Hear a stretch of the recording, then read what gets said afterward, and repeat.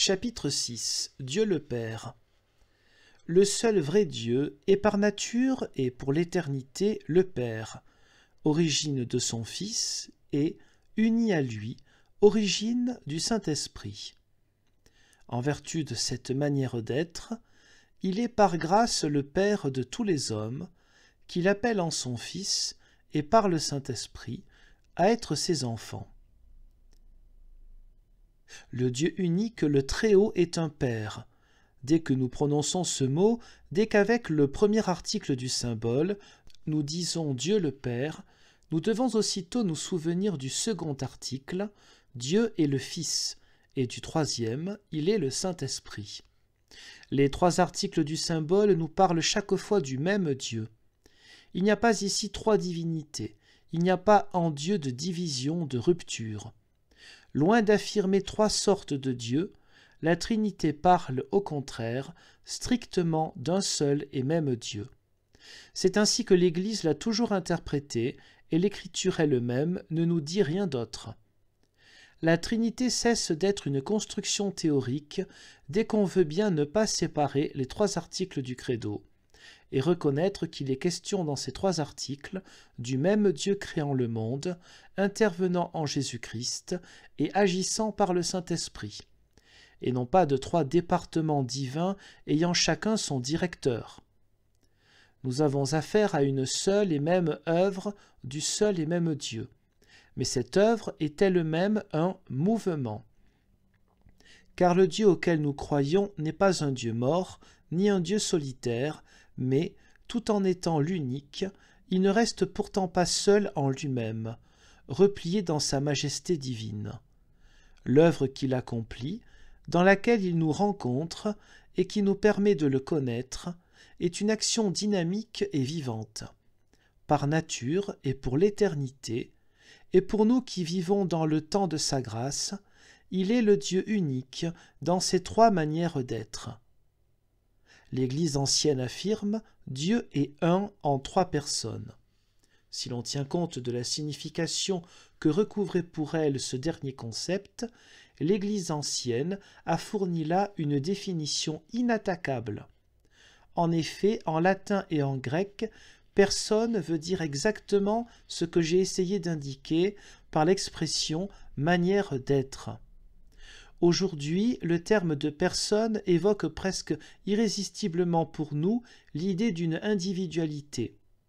Et dans cette acception, il ne convient guère à exprimer l'être de Dieu, le Père, le Fils et le Saint-Esprit.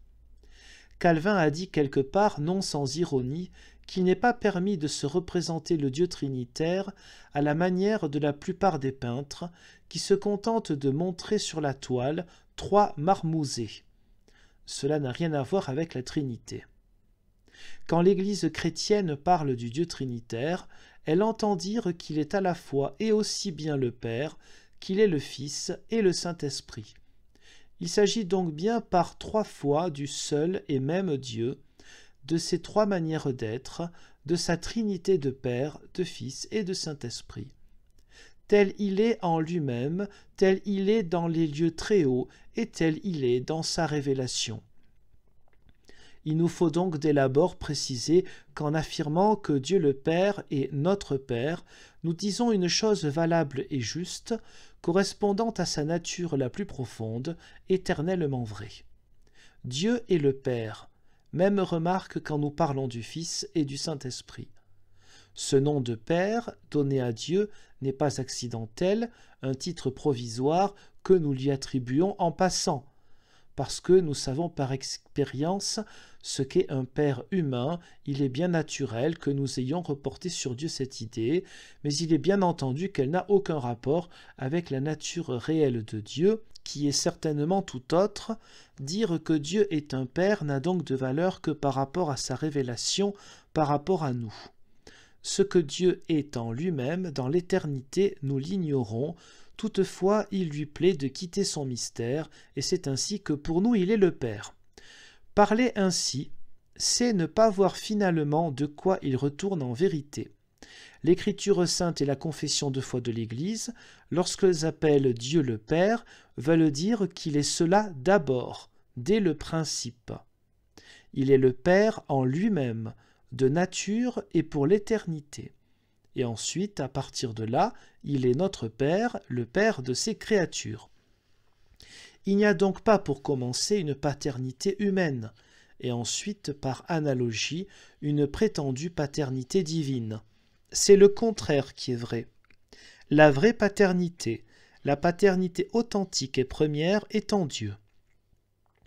Et c'est elle qui fonde toutes nos paternités humaines. La paternité divine est celle dont procèdent toutes les autres. L'Épître aux Éphésiens le dit, c'est de lui que tire son nom toute famille, en grec patria, au ciel et sur la terre. Éphésiens 3, 14 à 15. Nous sommes bien dans la vérité première et fondamentale lorsque, dans cette perspective radicale, nous reconnaissons Dieu comme notre Père et nous appelons ses enfants. En parlant de Dieu le Père, nous exprimons une première manière d'être de Dieu, qui en conditionne une seconde, différente mais qui lui est pourtant applicable, puisqu'elle lui appartient en propre. Dieu est Dieu en ce qu'il est un Père, le Père de son Fils, en qui il établit et définit une nouvelle fois par lui-même sa qualité de Dieu. Nous disons bien qu'il l'établit et la définit, non pas qu'il la crée.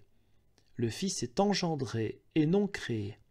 Cependant, cette relation entre le Père et le Fils n'épuise pas encore le mystère de Dieu, sa nature profonde, pas plus d'ailleurs qu'elle ne menace l'unité divine. Il se trouve qu'ensemble, le Père et le Fils affirment une troisième fois cette même unité dans la présence du Saint-Esprit. De Dieu le Père et de Dieu le Fils procède le Saint-Esprit. Spiritus qui procedit a Patre Filioque. C'est ce que n'ont jamais voulu comprendre tout à fait les malheureux représentants de l'Église d'Orient. Le Père et le Fils scellant leur unité dans le Saint-Esprit qui en procède. Le Saint-Esprit a été appelé parfois le lien de la charité, vinculum caritatis. Ce n'est pas en dépit d'eux, mais à cause d'eux, la présence en Dieu du Père et du Fils, qu'il y a unité. Dieu est Dieu en ce qu'il s'établit lui-même et par lui-même comme Dieu, à la fois différent et identique à lui-même dans sa divinité. Et c'est ainsi qu'il n'est pas seul en lui-même. En lui, parce qu'il est le Dieu trinitaire, existe la vie dans toute sa richesse, l'action et la communion dans toute leur plénitude. Il est le mouvement et le repos. Nous pouvons comprendre ainsi que tout ce qu'il est pour nous, le Créateur, qui se donne à nous en Jésus-Christ et nous unit à lui par le Saint-Esprit, est l'œuvre de sa libre grâce, la surabondance de sa plénitude. Surabondance miséricordieuse et gratuite. Dieu ne veut pas rester ce qu'il est en lui-même et pour lui-même. Celui dont la présence remplit l'éternité veut être pour nous. Que Dieu, dans la plénitude de sa paternité éternelle, par pure grâce, non pas parce que c'est son « métier » entre guillemets, veuille aussi être notre Père, c'est là une vérité sur laquelle nous n'avons aucune prise. Parce qu'il est le Père éternel, toute son œuvre ne peut que porter sa marque. S'il crée, s'il suscite des êtres qui, au contraire de son Fils, sont distincts de lui, s'il accepte d'exister pour eux, cela ne peut signifier qu'une chose. Il veut nous faire participer à sa vie, afin que nous devenions participants de la nature divine. 2 Pierre 1, 4. En appelant Dieu notre Père, nous ne disons pas autre chose. Il nous est permis de lui donner le nom qu'il se donne lui-même en son Fils. En soi-même, l'homme n'est pas un fils, mais une créature de Dieu. Factus et non genitus. Cette créature, l'homme, est sous tous ses aspects en révolte ouverte contre lui, un sans-Dieu, et pourtant Dieu l'appelle son enfant. Si nous pouvons nous-mêmes nous appeler ses enfants, c'est uniquement à cause de l'acte de sa libre grâce, à cause de son abaissement et de sa miséricorde. Malgré nous, parce qu'il est le Père et nous donne le pouvoir de participer à sa vie. Nous sommes ses enfants en son Fils et par le Saint-Esprit, et donc non pas parce qu'il y aurait une relation directe entre Dieu et nous, mais parce que Dieu nous fait participer de son propre mouvement à sa nature, à sa vie et à son être. C'est ainsi que le bon plaisir et la volonté de Dieu, le mystère même de son essence divine, le mystère de sa relation avec son Fils, contiennent en fait la clé de sa relation avec nous, et qu'en lui, son Fils, nous pouvons nous appeler ses enfants, par le Saint-Esprit, c'est-à-dire par le même lien de charité qui unit le Père et le Fils. C'est dans cette troisième manière d'être de Dieu, c'est-à-dire en Dieu le Saint-Esprit, que se trouve contenue notre vocation, selon la même et éternelle décision du Père. Ce que Dieu est et fait en son Fils te concerne directement, vaut pour toi et te profite. Ce qui est vrai dans l'éternité, en Dieu lui-même, devient vrai ici et maintenant dans le temps. De quoi s'agit-il ?